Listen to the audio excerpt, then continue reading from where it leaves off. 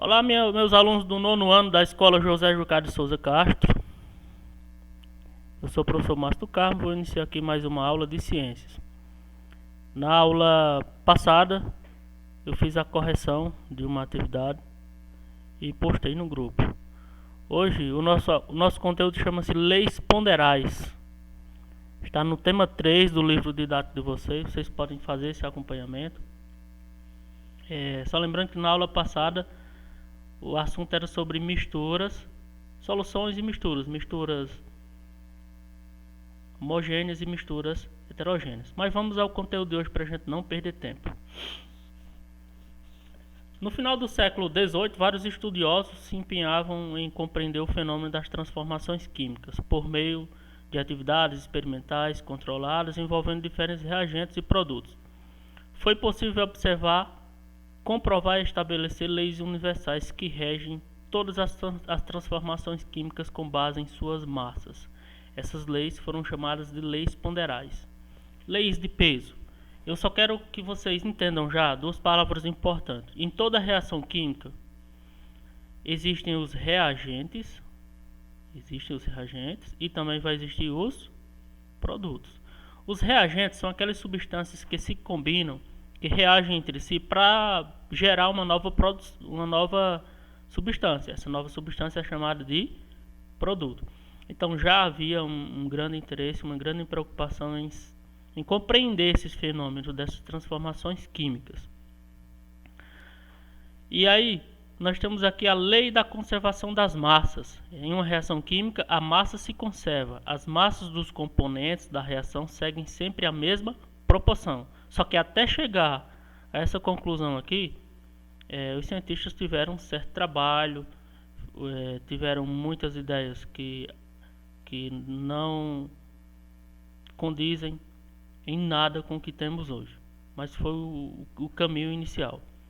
Para explicar as reações químicas observadas experimentalmente, diversos cientistas durante os séculos XV a XVIII assumiam que a massa empregada no início do experimento se mantinha constante ao longo de todo o processo. O que é se manter constante? É se manter a mesma, certo? Então, para explicar por que essa massa se mantinha constante, diversos cientistas assumiam, esse interesse.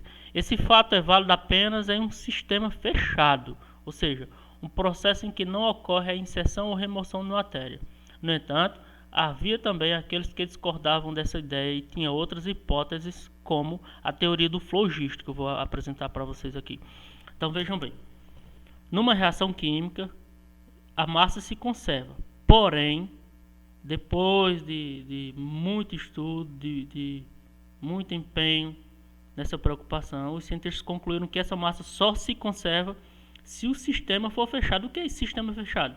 Se for uma reação química produzida em laboratório que não permita a entrada de mais nenhum reagente, para que não altere o produto. Então, se você, por exemplo, realiza a queima de uma madeira, você vai verificar que o reagente é a madeira. Agora, o produto vai ser algo que no caso, as cinzas, o produto lá carbonizado, a massa ela não vai ser igual à massa do reagente, ou seja, alguma coisa se perdeu. Então, tem reações que as massas aumentam e tem reações que as massas diminuem, porque ou há a perca de reagentes ou de novos produtos, de novas substâncias, ou há o ganho delas. Então, esse fato só é válido dizer que as massas se conservam se o sistema for em um ambiente fechado, em vidrarias especiais.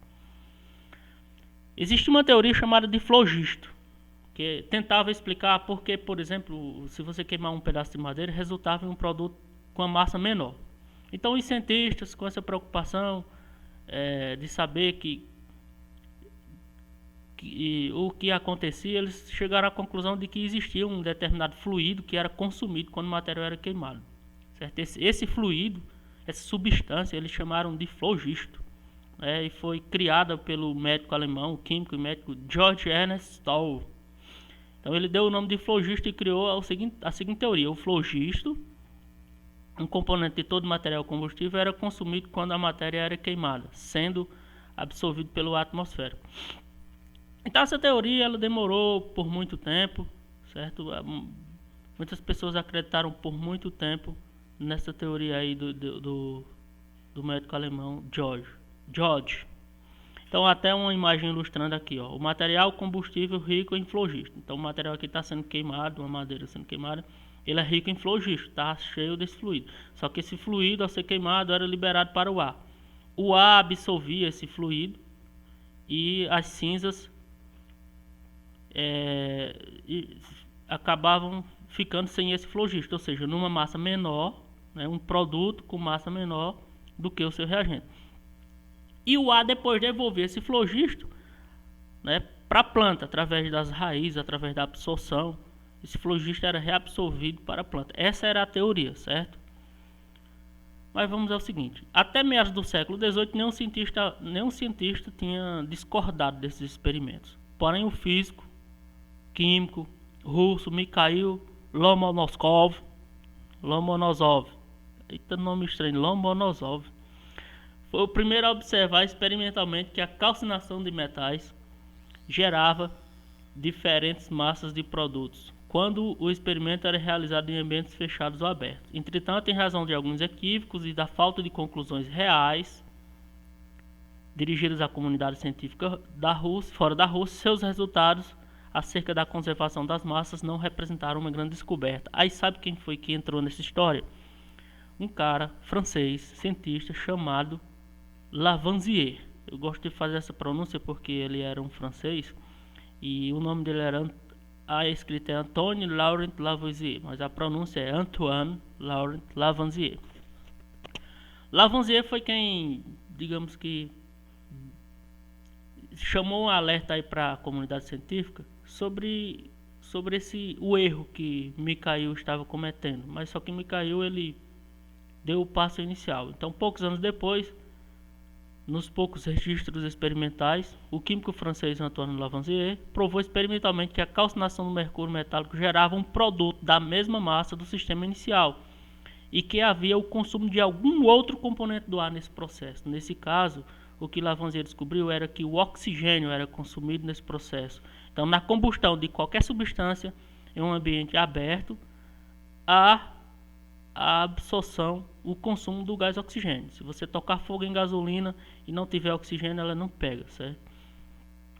Então, esse mesmo achado também era observado ao aquecer outros compostos metálicos, como o estanho. Com isso, ele finalmente propôs o que hoje conhecemos como a Lei da Conservação das Massas, ou Lei de Lavoisier, que afirma que a massa total das substâncias que participam de reação química permanece constante ao longo de todo o processo. Eu vou pausar o vídeo que já está com 8 minutos, não vai ficar muito comprido e daqui a pouco eu faço outro e envio para vocês.